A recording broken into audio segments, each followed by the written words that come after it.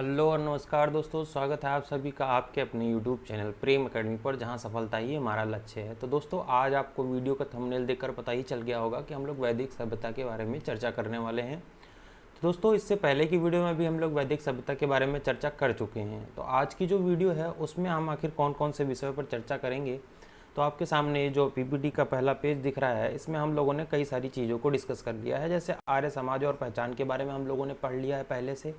इसके स्रोत क्या है, स्रोत के बारे में मैंने आपको बताया था कि ये जो 4 वेद हैं, जो ही इसके जो ये स्रोत हैं, जैसे ब्राह्मण ग्रंथ, आरण्यक हो गया आपका, उपनिषद, वेद, ये सब क्या है, वैदिक सभ्यता के स्रोत हैं। ठीक है।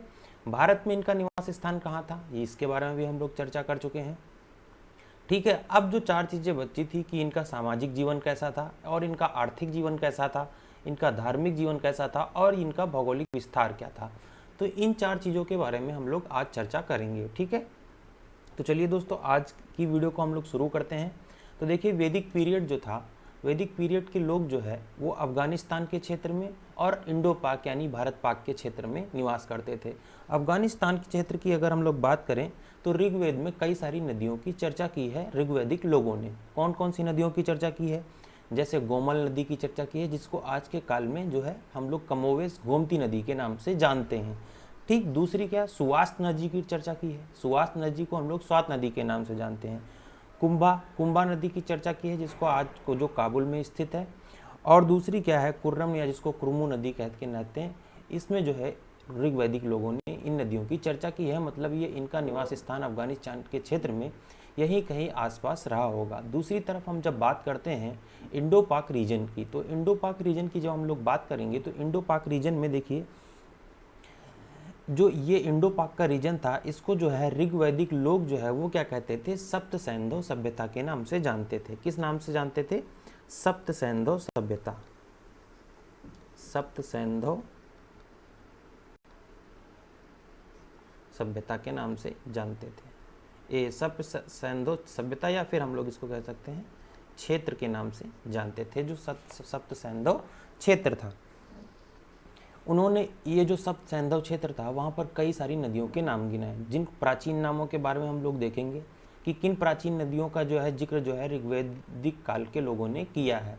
जिसमें आपकी जो है परुसड़ी, वितस्ता, ऐसी कई सारी नदियों के जो है नाम इन्होंने गिनाए हैं। ठीक है। जैसे सिंधु नदी हो गई, वितस्ता हो गई, अस्किनी हो गई, आपकी पुरुसड़ी हो गई, ठीक है, विपासा, सतुद्री, और कौन सी, सरस्वती नदी। तो इन सभी नदियों के नाम जो है इन्होंने गिनाए हैं। ठीक। जो ये अफगानिस्तान का रीजन था, अफगानिस्तान के रीजन में इन्होंने कई सारी नदियों की बात की है। जैसे किसकी, गोमल नदी की बात की है, गोमल नदी की बात की है। गोमल को ही हम लोग क्या कहते हैं आज के टाइम में, गोमती नदी की बात करते हैं। ठीक, गोमती नदी की बात की है। ठीक है। दूसरी अगर हम लोग बात करें तो इन्होंने बात की है कौन सी, सुवास्त नदी की। किसकी, सुवास्त नदी की बात की है। सुवास्त नदी को हम लोग क्या कहते हैं, स्वात नदी आज के समय में कहते हैं। ठीक है। दूसरी कौन सी थी आपकी, कुंभा। ठीक, इसी को क्या बोलते हैं, काबुल। ठीक। और अगली कौन सी थी आपकी, कुर्रम, कुर्रम। ठीक, इसी को हम लोग क्या बोलते थे, कुरुमो। ठीक है। तो इन नदियों की चर्चा जो है अफगानिस्तान के रीजन में की है। जब हम लोग सप्त सैंधव सभ्यता की बात करते हैं तो देखेंगे हम लोग अगली पीपीटी में, जब सप्त सैंधव की बात करते हैं तो हम लोग देखिए यहाँ पर कई सारी नदियों की बात करते हैं। जैसे चेनाब नदी की बात हो गई, रावी नदी की बात हो गई, ठीक है, झेलम नदी की बात हो गई, ठीक है, सिंधु नदी की बात हो गई। ठीक है। तो ऐसे ही काबुल का कुर्रम हो गया। ठीक है। गोमल यानी कि गोमती नदी की बात हो गई। तो ये जो आप लोग क्षेत्र देख रहे हैं, ये कौन सा क्षेत्र है, ये देखिए इस्लामाबाद, इधर ये श्रीनगर, अमृतसर, लाहौर, लगभग ये हम लोग पाकिस्तान और अफगानिस्तान के क्षेत्र की बात कर रहे हैं। जब हम लोग इधर पाकिस्तान के क्षेत्र में आते हैं तो इधर हम लोग देखते हैं कि इंडस नदी यानी कि सिंधु नदी जो है, यहाँ पर जो है वैदिक लोगों को जो रहते थे। ठीक है। और ये आपका इंडिया, दैट इज़ भारत, जो दिख रहा है यहाँ पर। ठीक है। तो भारत के क्षेत्रों के में जो है तब जब ऋग्वैदिक काल था तो ये भारत का ही क्षेत्र था टोटल, पाकिस्तान, अफगानिस्तान, चाइना, नेपाल। ठीक। तो इसको एक क्षेत्र के रूप में जाना जाता था। तो बाद में क्या हुआ कि ये तो सब अलग हो गए, लेकिन तब ये क्या है, ऋग्वैदिक लोग जो है भारत पाकिस्तान के क्षेत्र में, या फिर इंडो पाक रीजन हम लोग कह सकते हैं, जिसको सप्त सिंधु सभ्यता के नाम से हम लोग जानते हैं। ठीक है, तो ये बात हम लोगों ने समझ ली। अब इन्होंने जिन नदियों की बात की है, जैसे सिंधु नदी की बात की है, तो सिंधु नदी को ये लोग पहले क्या कहते थे? सिंधु कहते थे। जो ऋग्वेद में चर्चा की गई है, इसको अभी भी क्या कहते हैं? सिंधु ही कहते हैं। अस्किनी नदी की बात की है, अस्किनी नदी की बात की है, तो अस्किनी को क्या बोलते थे? चिनाब बोलते थे। अस्किनी को क्या बोलते थे? चिनाब नदी बोलते थे। ठीक। परुषणी, एक क्वेश्चन आया था कि 10 राजाओं का युद्ध कौन सी नदी पर हुआ था? तो 10 राजाओं का युद्ध आप सभी को पता है, परुषणी यानी कि रावी नदी के तट पर हुआ था। ठीक है। विपाशा, ये सब जो है इन लोगों ने क्या किया है कि ऋग्वेद में इनकी बात की है। ठीक है। विपाशा को किस नदी नाम से जानते थे? ये लोग, पुराने लोग जो है इसको विपाशा की नदी से व्यास नदी को जानते थे, तो व्यास नदी की चर्चा की है। दूसरी किसकी चर्चा की है? आपकी सरस्वती नदी की चर्चा की है। किसकी? सरस्वती। तो सरस्वती को हम लोग अभी तक जो है सरस्वती के नाम से जानते थे, लेकिन अभी ये विलुप्त हो चुकी है। दूसरी थी आपकी सतुद्री। कौन सी? सतुद्री। तो सतुद्री को किस नाम से जानते थे हम लोग? सतलज नाम से हम लोग जानते हैं। हम लोग किस नाम से जानते हैं? सतलज नाम से। लेकिन जो प्राचीन वैदिक लोग थे, इसको किसको? सतुद्री के नाम से जानते थे। ठीक है। एक नदी आपकी और थी, कौन सी? वितस्ता। ये लोग वितस्ता नदी की भी चर्चा करते हैं। वितस्ता नदी की चर्चा करते हैं, जिसको हम लोग क्या कहते हैं? झेलम नदी। जिसको हम लोग क्या कहते हैं? झेलम नदी। इस साइड आप लोग को दिख रही होगा, तो मैं इसको जूम करके आप लोग को दिखा देता हूँ कि मैंने यहाँ पर कौन कौन सी नदियों की बात की है। ठीक है। तो ये देखिए, आप लोग यहाँ से देखेंगे वितस्ता झेलम नदी की बात की है। ठीक। सिंधु नदी यानी अस्किनी, चिनाब, परुषणी, रावी नदी, विपाशा, व्यास, सरस्वती, तो सरस्वती नदी थी, वैदिक लोगों ने इसकी भी चर्चा की है। ठीक है। सतुद्री यानी कि सतलज की भी चर्चा की है। तो हम ये मान सकते हैं कि जो इस वैदिक काल के लोग थे, इन्हीं नदियों की जब चर्चा करते हैं तो ये इनके आसपास के क्षेत्रों में रहते बसते होंगे। ठीक है। तो इनके भौगोलिक विस्तार के बारे में हम लोग जान लिए। अब हम लोग बात करते हैं दूसरी चीज़ की, अफगानिस्तान का रीजन क्या था जहाँ पर ये लोग रहते थे। तो देखिए आप लोग यहाँ पर, ये अफगानिस्तान का रीजन है पूरा, जो मैं आपको इस पीपीटी में दिखा रहा हूँ। तो देखिए यहाँ पर ये गांधारी आपका हो गया, कुरु का क्षेत्र, ये पांचाल का क्षेत्र, और ये कोसला, और ये इधर विदेहा, और इधर बनास। ठीक है। तो ये जो क्षेत्र था, ये भी जो है क्या वैदिक लोगों का ही क्षेत्र था। ठीक है। और देखिए वैदिक लोग जो है हिमालय से भी परिचित थे। तो हिमालय को ये लोग क्या कहते थे? हिमवंत कहते थे। यहाँ पर आप लोग को दिख रहा होगा, हिमालय को ये लोग क्या कहते थे? हिमवंत कहते थे। हिमवंत, या फिर इसको कहते थे मुजवंत। क्या कहते थे? मुजवंत। हिमवंत और मुजवंत के नाम से जानते थे। यहाँ तक तो ये लोग जो है चीज़ों से परिचित थे। लेकिन अगर बात की जाए कि गंगा यमुना के दोआब के बारे में इन लोगों ने चर्चा नहीं की है, सिर्फ एक ही 2 बार चर्चा की है। अरब सागर की चर्चा कहीं पे भी नहीं की है। ठीक है। तो ऐसी कई सारी, विंध्य की पहाड़ियों की भी चर्चा नहीं की है। ठीक है। तो इनकी जो चर्चा है तो ऋग्वेद में एक ही 2 बार मिलती है। तो ऐसा माना जा सकता है कि जो है इन ऋग्वैदिक लोगों को यहाँ की सभ्यता और यहाँ के क्षेत्र के बारे में कुछ खास जानकारी नहीं थी। ठीक है। तो ये बात तो हो गई अफगानिस्तान के रीजन की। ठीक है। अगली देखते हैं हम लोग, नेक्स्ट पीपीटी। अब देखिए ये जो मैप है, ये अर्ली वैदिक पीरियड का है, यानी प्रारंभिक वैदिक समाज का है, प्रारंभिक वैदिक काल का है। तो आप सभी को देख रहे होंगे, इसमें जो सबसे पहला वाला आप लोगों ने मैप देखा, उसमें गोमती की भी हम लोगों ने बात की, युवावती। ये ऋग्वैदिक ट्राइब्स, यानी कि जो ऋग्वैदिक ट्राइब्स यानी कि आदिवासी, ट्राइब्स मतलब आदिवासी, जो वैदिक आदिवासी लोग थे वो इधर नदियों के किनारे बसे हुए थे। हिमयंत, ठीक है, हिमंत के बारे में जानते थे, सुवस्ता, कुसावा। ठीक है। और इधर कौन निवास करता था? Indo Aryans. ठीक है। अब ये जो क्षेत्र था, जैसे गंगा यमुना का दोआब था, ठीक है, गंगा यमुना का दोआब था, तो इस क्षेत्र से थे क्या थे कि ये जो ऋग्वैदिक लोग थे, ये इस क्षेत्र से परिचित नहीं थे। ठीक है। तो 1 मिनट में थोड़ा सा वीडियो चेक कर लेता हूँ। अब हम लोग बात करेंगे, देखिए दोस्तों, उसके बारे में हम लोग बात कर चुके हैं कि जो अर्ली वैदिक पीरियड था आपका, ठीक है, उसके बारे में। तो अब बात करते हैं वैदिक सोसाइटी की। तो देखिए जो वैदिक समाज था, वैदिक समाज था वो कैसा समाज था? कबीलाई समाज था। वैदिक समाज कैसा था? कबीलाई समाज था। कबीलाई समाज था। कबीलाई समाज, ठीक है, कबीलाई समाज था। ठीक है, अब कबीलाई समाज का मतलब क्या था कि जो वैदिक सोसाइटी है, जो वैदिक समाज है, उसमें दो समूहों की चर्चा की गई थी। पहले थे आर्य, जो वो खुद के लिए यूज करते थे। आर्य शब्द जो है वो किसके लिए यूज करते थे? खुद के लिए यूज करते थे। पहला तो था आर्य, और दूसरा कौन सा शब्द था? अनार्य। अनार्य, तो अनार्य शब्द जो है ये दूसरे लोगों के लिए यूज करते थे। कहते थे जो अनार्य हैं इनकी नाक चिपटी हुई है, काले से हैं, इनके जो है ये छोटे कद के हैं, और जो ये अजीब तरह की भाषा बोलते हैं, तो ये अनार्य जो है उन लोगों के लिए प्रयोग करते थे। माफ़ कीजिएगा, जो यहाँ पर हम लोग दोस्तों चर्चा कर रहे थे आर्य और अनार्य की। कबीलाई समाज था जो दो मुख्य भागों में बटा हुआ था। पहला था आपका आर्य और दूसरा था अनार्य। आर्य शब्द वो जो है खुद के लिए यूज करते थे, और जो अनार्य शब्द था, अनार्य शब्द में वे किसकी चर्चा करते हैं? अनार्य शब्द की अगर हम बात करें तो अनार्य शब्द में वे पाड़ी, पाड़ी, दास, दस्यु, ठीक, इन सब की चर्चा करते हैं। पाड़ी, दास तथा दस्यु की चर्चा ऋग्वैदिक लोग करते हैं। और इनके बारे में चर्चा करते हुए वो लोग क्या कहते हैं कि ये जो लोग थे वे काले थे, उनकी नाक चिपटी हुई थी, विचित्र भाषा बोलते थे। कुल मिला के ऐसा कहते थे कि ये चीनी लोग, चीनी जो है हम लोग जिनको चीनी जानते हैं, तो उनकी चर्चा करते हैं। ठीक है, इन तीनों में जो है क्या करता था? दास शब्द आर्यों में भी समान था। जो दास शब्द है यहाँ पर आप लोग देख रहे हैं, दास शब्द क्या था? ये आर्यों में भी समान था जो अनार्यों में था। ठीक है, इस आधार पर कुछ विद्वानों को जो क्या है मानना है कि ये दास 1500 ईसा पूर्व के अभी नियमित सेना नहीं थी। जो दास है वो आर्यों में भी थे, अनार्यों में भी थे।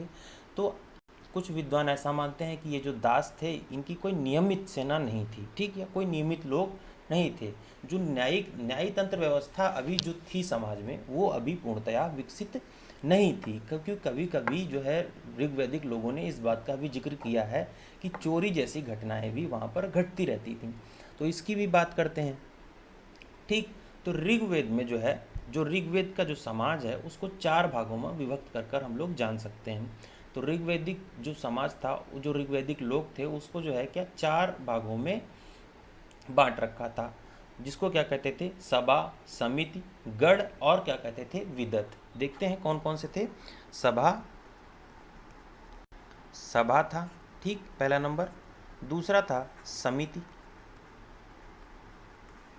समिति। तीसरा था गढ़। चौथा था विदत, चौथा था विदत। ठीक, सभा क्या थी? ये जो है ऋग्वैदिक काल के जो कबीला था वो वृद्ध लोगों का समूह था। वृद्ध लोगों का क्या था? समूह था। वृद्ध लोगों का समूह था, लोगों का समूह था। ठीक, वृद्ध लोगों का क्या था? समूह था। और जो समिति थी, प्रत्येक जो है कबीलाई समाज था, मैंने आपको बताया, तो प्रत्येक कबीले का हर एक व्यक्ति जो है इसका क्या था? समिति का सदस्य था। इस समिति का क्या था? सदस्य था। अब हम लोग गढ़ की और विदत की बात करें तो जो ये गढ़ और विदत है, तो ये दोनों परिषदें थीं, लेकिन इसके स्पष्ट स्वरूप का जो है हम लोग पता नहीं लगा पाते हैं। क्यों? क्योंकि कुछ लोग जो ऐसा मानते हैं कि ये जो विदत था ये मिलिट्री काउंसिल के रूप में कार्य करता था, सैनिक परिषद के रूप में काम करता था। किसके रूप में? मिलिट्री काउंसिल के रूप में जो है क्या करता था? कार्य करता था। कुछ लोग ये मानते हैं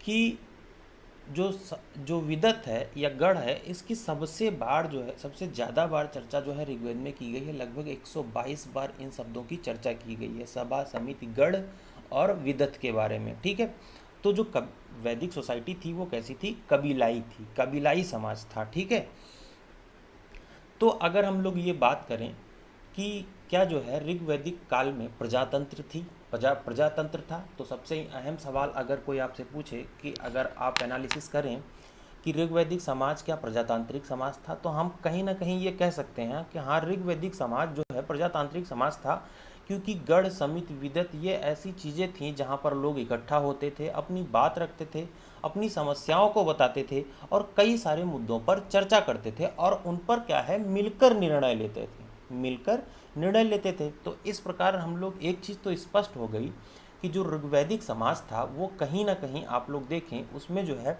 प्रजातंत्र व्याप्त था या प्रजातांत्रिक व्यवस्था जो है ऋग्वैदिक समाज में थी। तो इसको हम लोग इस प्रकार से भी जान सकते हैं। तो ऋग्वैदिक सोसाइटी के बारे में हम लोग जान रहे हैं। तो इतनी कई सारी चीज़ें हम लोगों ने देख ली इसमें। ऋग्वैदिक समाज जो है यहाँ पर मोटा मोटा देख लेते हैं, 2 वर्गों में विभाजित था। पहला थे आपके आर्य, ठीक है, आर्य थे पहला, ठीक है। दूसरे कौन थे, अनार्य, ठीक है। 4 भागों में ये समाज विभक्त था। 4 भाग कौन कौन से थे, 4 भाग कौन कौन से थे, सभा, समिति, समिति, गढ़, विदत, ठीक, गढ़ और विदत। तो आप सभी को पता हो गया कि सभा जो क्या थी, वृद्ध लोगों का समूह था। विदत, समिति क्या थी, समिति में हर एक कबीले के व्यक्ति, हर एक व्यक्ति को क्या इसका सदस्य होना था। गढ़ और विदत ऐसा कुछ लोग मानते हैं कि ये जो है क्या मिलिट्री काउंसिल थी, ठीक है, मिलिट्री काउंसिल थी। तो इसके बारे में जो है 122 बार ऋग्वेद में चर्चा की गई है। तो ये सारी चीज़ें हम लोगों ने वैदिक सोसाइटी में जो है समाज के बारे में डिस्कस की, ठीक है। अब हम लोग बात करते हैं इकोनॉमी इन वैदिक पीरियड की। वैदिक पीरियड में जो अर्थव्यवस्था थी वो किस प्रकार की थी।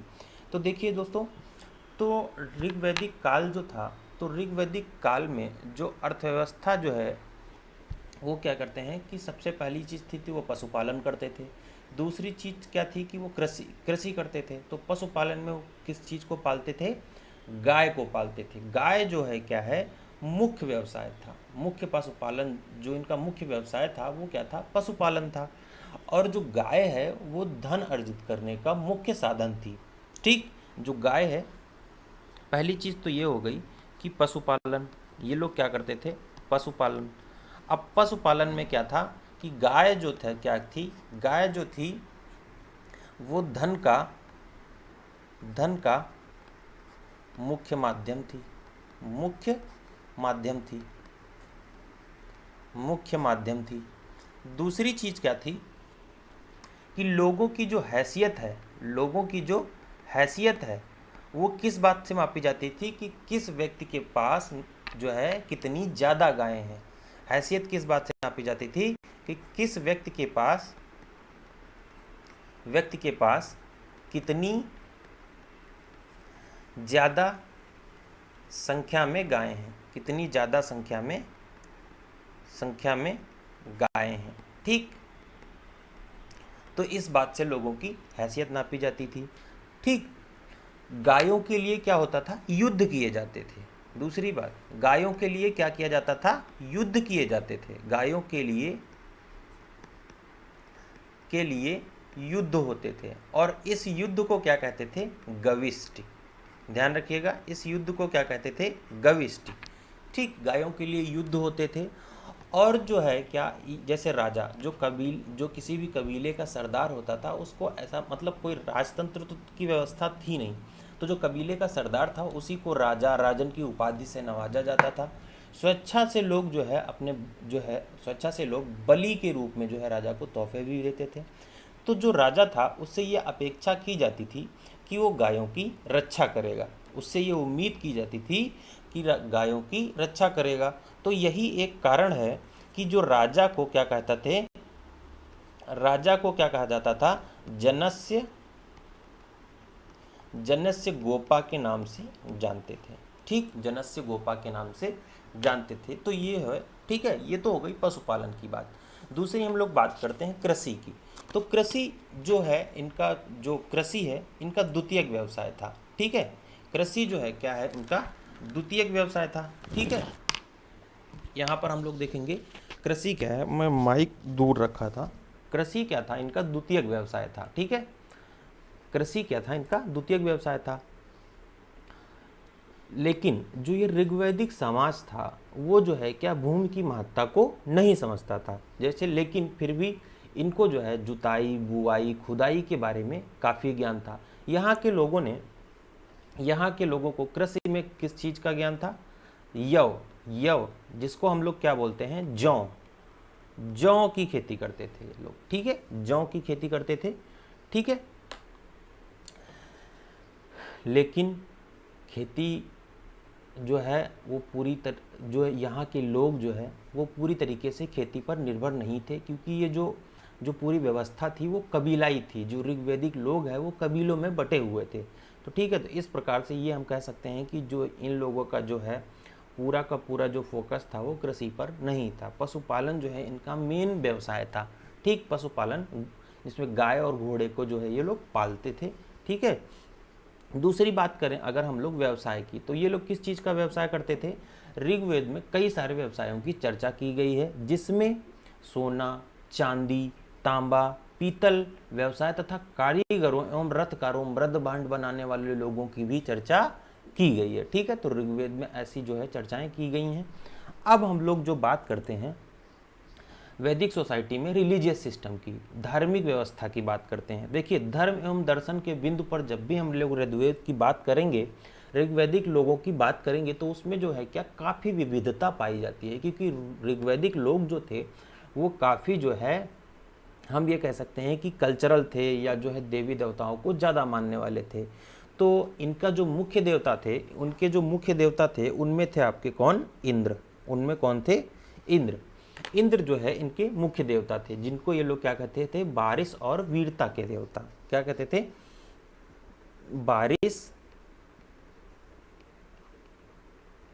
बारिश और वीरता के देवता, ठीक है। इनके ये जो इंद्र थे ये प्राथमिक देवता थे, ठीक। फिर वरुण जल के देवता, ठीक है। वैसे ही अग्नि जो है पृथ्वी का देवता। ऐसे जो है कई सारे देवताओं को मानते थे। लेकिन यहाँ पर कई सारी देवियों की भी चर्चा मिलती है, ठीक। ये तो द्वितीय देवताओं के रूप में जो है देवियों की चर्चा मिलती है। अब इन देवियों में जैसे कौन थी आपकी? उषा, निशा, आदिति, ये सब क्या थी? देवियाँ थी। लेकिन चूंकि आपको पता है कि जो ऋग्वैदिक समाज था वो पितृसत्तात्मक समाज था। पितृसत्तात्मक समाज का मतलब क्या है? कि जो है कि महिलाओं को कम जो है भाव दिया जाता था, ऐसा कह सकते हैं हम लोग, ठीक है। तो पितृसत्तात्मक समाज था, तो इसलिए देवियों को जो है कम महत्ता दी जाती थी, ठीक। अब हम लोग बात करें तो ऋग्वैदिक समाज में धर्म की प्रकृति क्या थी? तो देखिए, जो ऋग्वैदिक समाज है उसमें जो है धर्म क्या है? विविधतापूर्वक है, विविधतापूर्व है, ठीक है। उसमें कैसे? इसमें लोग क्या कहते हैं? एकेश्वरवाद को भी मानते हैं, एक तत्ववाद को भी मानते हैं, सर्वेश्वरवाद को भी मानते हैं, ठीक है। और जो है काफ़ी संख्या में आर्य देवी देवताओं की चर्चा की गई है, काफ़ी संख्या में आर्य देवी देवताओं की चर्चा की गई है, ठीक है। तो यहाँ पर अब हम लोग जो है ऋग्वेद में धार्मिक व्यवस्था की चर्चा करेंगे। इतनी सी बात आप लोग को समझ में आ चुकी होगी। तो दोस्तों, अगर आपको वीडियो पसंद आ रहा है तो वीडियो को लाइक कर दीजिएगा, चैनल को सब्सक्राइब कर दीजिएगा, और वीडियो को शेयर भी कर दीजिएगा, जिससे और भी लोग इन सब चीज़ों को पा सकें। देखिए, चूँकि ये थोड़ा थ्योरेटिकल सब्जेक्ट है, तो इसमें आपको कंटेंट जो है खुद से तैयार करना होगा। मैं जितनी इम्पोर्टेंट चीज़ें हैं वही आपके सामने रखूँगा, बाकी जो चीज़ें ओरली डिस्कस करने वाली हैं वो हम लोग ओरली ही डिस्कस करेंगे, ठीक है। अब जो ऋग्वेद में जो धर्म की प्रकृति थी, आप सभी को पता है कि अभी मैंने बताया कि ऋग्वेद समाज जो था वो पितृसत्तात्मक समाज था। कैसा था? पितृसत्तात्मक समाज था। और जिसकी मूल इकाई क्या थी? इसकी मूल इकाई थी परिवार, ठीक। मूल इकाई क्या थी? परिवार। मूल इकाई क्या थी? परिवार, ठीक है। परिवार में कई सारी पीढ़ियों के लोग क्या करते थे? एक साथ रहते थे। और ऋग्वैदिक समाज में महिलाओं की जो स्थिति थी, जो प्राचीन भारत है, ठीक है, और जो मध्यकालीन भारत है, उसमें जो महिलाओं की स्थिति थी उससे हम लोग ये मान सकते हैं कुछ बेहतर थी।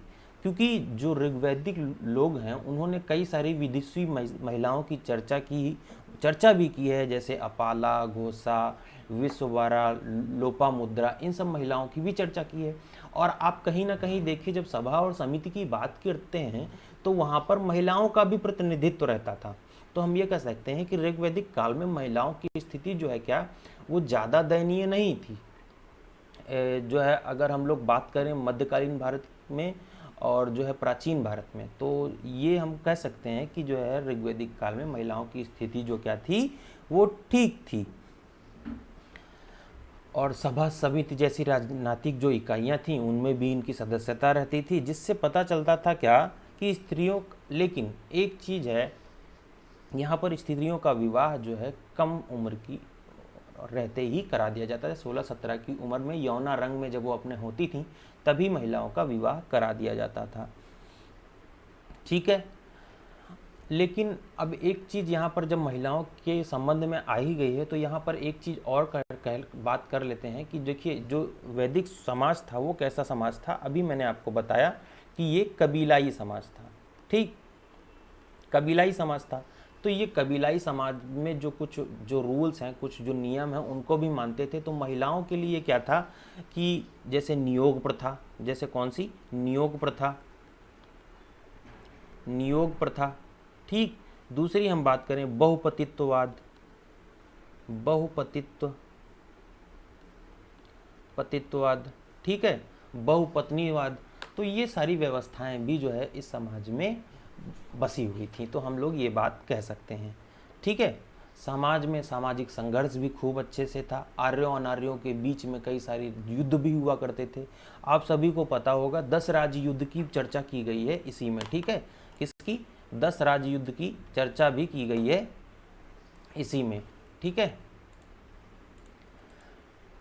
10 राज्य युद्ध की चर्चा की गई है। अब 10 राज्य युद्ध की हम लोग बात करते हैं। 10 राज्य युद्ध, ठीक है, 10 राज्य युद्ध की बात करते हैं। तो अभी मैंने आपको थोड़ी देर पहले बताया था ये किस नदी पर हुआ था, पुरुषणी नदी पर हुआ था, जिसको हम लोग आज के समय में किस नाम से जानते हैं, रावी नदी से जानते हैं।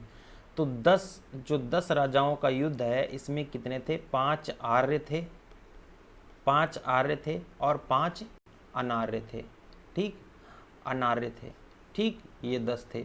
और इनका जो है सामना हुआ था किससे, भरत नामक, ठीक है, भरत नामक एक कबीला था। ठीक, कबीला था, ठीक है, जिसके सामने क्या हुआ था, युद्ध हुआ था। इसी को क्या कहते हैं, 10 राज्य युद्ध कहते हैं। तो 5 आर्य 5 अनार्य मिलकर जो है एक भरत नामक कबीले से भिड़ जाते हैं, लेकिन इसमें किसकी हार होती है, इन 10 राजाओं की ही हार होती है। ठीक है, और इसी की वजह से क्या होता है, भरत नामक कबीला जीत जाता है और इसी की वजह से देश का नाम पड़ता है भारतवर्ष। ठीक, इसी की वजह से क्या नाम पड़ता है, भारतवर्ष। ठीक, और इसी 5 जो ये जो आर्य और अनार्य थे, इसमें एक जो है एक शक्तिशाली जो है कबीला था पुरु। एक शक्तिशाली कबीला था, कौन सा, पुरु। पुरु कबीले को भी जो है क्या, भरत नामक कबीले ने हराया था। तो ये बात भी आप लोग जान लीजिए। ठीक है, तो ये हो गई ऋग्वैदिक समाज में रिलीजियस सिस्टम और समाज के बारे में बात। ठीक है, अब हम लोग बात करते हैं ऋग्वैदिक काल में जो है राजनीतिक जीवन की। देखिए ऋग्वैदिक काल जो है हम कह सकते हैं कि सरदार तंत्रात्मक था। तो क्योंकि आप कई सारी मूवीज में देखते होंगे जब कबीला होता है तो उस हर कबीले का क्या होता है, एक सरदार होता है, एक सरदार होता है। तो उसी सरदार को जो है लोग क्या कहते थे, राजा या राजन की उपाधि से जो है क्या कहते थे, बुलाते थे। लेकिन यहाँ पर एक चीज और थी, जो ये सरदार का पद था वो वंशानुगत था। वंशानुगत तो था ही था, लेकिन यहाँ पर एक चीज और बहुत अच्छे से समझने वाली है कि सरदार तभी किसी को जो है अपना जो है उत्तराधिकारी नियुक्त कर सकता है जब सभा और समिति में उसकी चर्चा की जाए और वहाँ के लोग उस पर मोहर लगा दे कि हाँ ठीक है भाई ये हो सकते हैं। तो कहीं ना कहीं एक चीज़ देखें कि हम लोग जो राजनीतिक जीवन था वो सरदार तंत्रात्मक तो था ही, लेकिन उसमें प्रजातंत्र कहीं ना कहीं अपनी झलक छोड़ता दिखाई देता है। ठीक है, ऋग्वैदिक समाज की बात करें। ठीक है, अब अगर बात करें राजनीतिक में, यहाँ का जो राजनीतिक जीवन था उसमें सिर्फ कुछ ही अधिकारियों की बात की गई है। जैसे पुरोहित सेनानी की बात की गई थी। जैसे किसकी, पुरोहित सेनानी की बात की है, पुरोहित सेनानी की बात की है और किसकी, ग्रामणी की बात की है ऋग्वैदिक लोगों ने। तो ये दो ही टर्म जो है अधिकारियों के रूप में जो है ऋग्वैदिक लोग ने बताए थे। ठीक है, तो इतनी सी बात हो गई। और जो सरदार था उसको स्वेच्छा से जो है लोग क्या कर सकते थे कि उपहार के रूप में बलि जो है चढ़ाते थे। ठीक है, तो इतनी सी बात हो गई। तो अब बात करते हैं कि ऋग्वैदिक लोगों के संबंध में, जो कर्मकांडों के संबंध में बात करते हैं कि ऋग्वैदिक लोग जो है कर्मकांड के संबंधित। तो ऋग्वैदिक जो धर्म था, जो ऋग्वेद का धर्म था, वो कर्मकांड प्रधान नहीं था। पूजा माध्यम था प्रार्थना का तथा यज्ञ था। ठीक है, पूजा और यज्ञ प्रार्थना के माध्यम थे। और जो लोग हैं यहाँ पर जो क्या है, लोग हैं जो ईश्वर की प्रार्थना जो है सिर्फ अपने भौतिक सुखों के लिए करते थे। किसके लिए, भौतिक सुखों को के लिए करते थे। ठीक है, ये बात भी आप लोग जान लेंगे। और क्या कि ये लोग प्रकृति पूजा करते थे। दूसरी चीज और क्या है कि ये लोग जो है ईश्वर की आराधना करने के लिए स्तुति और वंदना जो है इनका प्रमुख जो है क्या था, जो साधन था। ठीक है, तो स्तुति वंदना के तहत ये लोग करते थे। तो ये तो थी आज दोस्तों हम लोगों ने जो है पूर्व वैदिक काल की बात की। ठीक, अभी तक हम लोगों ने किसकी बात की, पूर्व वैदिक काल की बात की। ठीक है, अब हम लोग अगले जो वीडियो आएगा उसमें हम लोग बात करेंगे उत्तर वैदिक काल की, उत्तर वैदिक काल की। ठीक है, और उत्तर वैदिक काल जो था वो कब से था आपका, 1000 से 600 BC तक, 600 BC तक। और इसके स्रोतों की अगर हम लोग बात करें, इसके स्रोत पहली बात तो 3 वेद ही हो गए, 3 वेद हो गए, क्योंकि ऋग्वेद में जो है ऋग्वैदिक काल के जो है बात हो जाती है। दूसरा क्या थी, ब्राह्मण ग्रंथ थे, ब्राह्मण ग्रंथ थे। तीसरी चीज क्या है, आरण्यक, आरण्यक। और चौथी चीज क्या है इनके स्रोतों के बारे में, 3 उपनिषद, उपनिषद। ठीक, तो इस सब की चर्चा हम लोग अगली वीडियो में विधिवत तरीके से करेंगे। और अगर आपको, चूँकि ये वीडियो में ज़्यादा कंटेंट दे नहीं पाऊँगा, क्योंकि कंटेंट देने का मतलब ये है कि मैं चीज़ों को डिस्कस तो आपके साथ कर पाऊँगा, लेकिन आप कहें कि आपके नोट्स तैयार होंगे, तो नोट्स तो आपको इसी से तैयार करने होंगे जो मैं बोल रहा हूँ, क्योंकि ये सारे विषय जो है चर्चा के विषय हैं। आपके मेंस राइटिंग में ये सब बहुत सारी चीज़ें काम आती हैं। ठीक है, इसमें जो छोटे छोटे क्वेश्चन निकलते हैं कि जैसे 10 राज्य युद्ध किस नदी पर हुआ था, ऐसे क्वेश्चन जो है कई बार एग्जाम में पूछ लिए जाते हैं। तो आपको ये ध्यान रखना है पुरुषणी नदी पर हुआ था। ठीक है, जैसे आपके पूछ ले कि अस्किनी जो है किसी नदी का नाम दे, और पूछ ले कि जो है चिनाब नदी का जो है कि पुराना नाम क्या था, प्राचीन नाम क्या था, ऋग्वैदिक काल में नाम क्या था, तो आपको पता होना चाहिए कि उसका नाम अस्किनी था। अगर पूछ ले झेलम नदी का प्राचीन नाम क्या था, तो आपको पता होना चाहिए कि वितस्ता था। अगर आपसे पूछ ले कि जो है सतलज नदी का पुराना नाम क्या था, तो आपको पता होना चाहिए कि सतुद्री उसका प्राचीन नाम था। अगर आपसे पूछ ले कि सभा में जो है, सभा में कौन लोग शामिल होते थे प्राचीन ऋग्वैदिक काल में, तो आपको पता होना चाहिए था कि जो समाज के बहुत वृद्ध लोग थे वो जो है सभा के सदस्य होते थे। समिति में कौन थे, तो प्रत्येक कबीले का जो व्यक्ति थे वो सब समिति के जो है क्या सदस्य थे। और जो अगर आपसे गढ़ और जो विदत के बारे में पूछे, तो आप क्या बताएंगे कि जो है ये मिलिट्री काउंसिल की तरह कार्य करता था, और लगभग इसकी 122 बार चर्चा जो है की गई है। ठीक, ऋग्वैदिक समाज के बारे में पूछे कि ऋग्वैदिक समाज कितने वर्गों में बटा हुआ था मेनली, तो आप कहेंगे आर्य और अनार्यों में बटा हुआ था। ठीक है, तो ये सारी छोटी छोटी चीज़ें जो है आपको जो मैं बताता हूँ उसी में से निकालनी पड़ेंगी। ठीक है, अगर आपसे पूछे कि जो है कि जो ऋग्वैदिक लोग थे उनका विस्तार कहाँ था, तो आप सभी को बता देना है कि अफगानिस्तान की कई नदियों की चर्चा जो है ऋग्वैदिक लोग करते हैं, जैसे गोमल, सुवास्त, ठीक है, कुंबा, कुर्रम। तो हम ये कह सकते हैं कि अफगानिस्तान के क्षेत्रों में इन नदियों के आसपास जो है इनका क्षेत्र था। और वहीं जब हम सप्त सैंधव प्रदेश की बात करते हैं, तो इन लोग जो है झेलम, चिनाब, सिंधु, ठीक है, सतलजु, वितस्ता, ऐसी नदियों की बात करते हैं, तो हम ये कह सकते हैं कि जो है यहाँ से जो है इन लोगों का संबंध था। तो इसी क्षेत्र से ये लोग क्या करते थे, बिलोंग करते थे। तो ये सारी चीज़ें जो है छोटी छोटी निकल कर आती थी। अब यहीं पर देखिए ऋग्वेद में ही गाय को क्या कहा गया है, अघन्या कहा गया है। अघन्या का मतलब क्या होता है, जिसको क्या करें कि जिसको दुख ना दिया जाए या फिर जिसको मारा ना जा सके। ठीक है, ठीक। तो गाय गाय जो है क्या ऋग्वेद में बहुत महत्वपूर्ण जो है अपना वो रखती है, स्थान रखती है। तो ये सब चीज़ें जो है आपको बहुत ध्यान रखनी होंगी। और गायों जो है राजा को क्या कहा जाता था, राजा गाय की रक्षा के लिए, राजा से गाय की रक्षा की उम्मीद की जाती थी, इसीलिए राजा को क्या कहा जाता था, जनस्य गोपा कहा जाता था। ये बात भी आप लोग, तो ऐसी छोटी छोटी चीज़ें जो है आपके सामने बहुत सारी निकल के आएंगी जब जो है आप बातों को ध्यान से सुनेंगे। ठीक है। अगर आपसे पूछे कि ऋग्वैदिक समाज में जो है अर्थव्यवस्था किस पर आधारित थी, ठीक है, या कह सकते थे कि लोगों की हैसियत को कैसे मापा जाता था, तो हम आपको बता दें कि किस व्यक्ति के पास कितनी संख्या में गाय हैं उसी से उसकी हैसियत का अंदाजा होता था।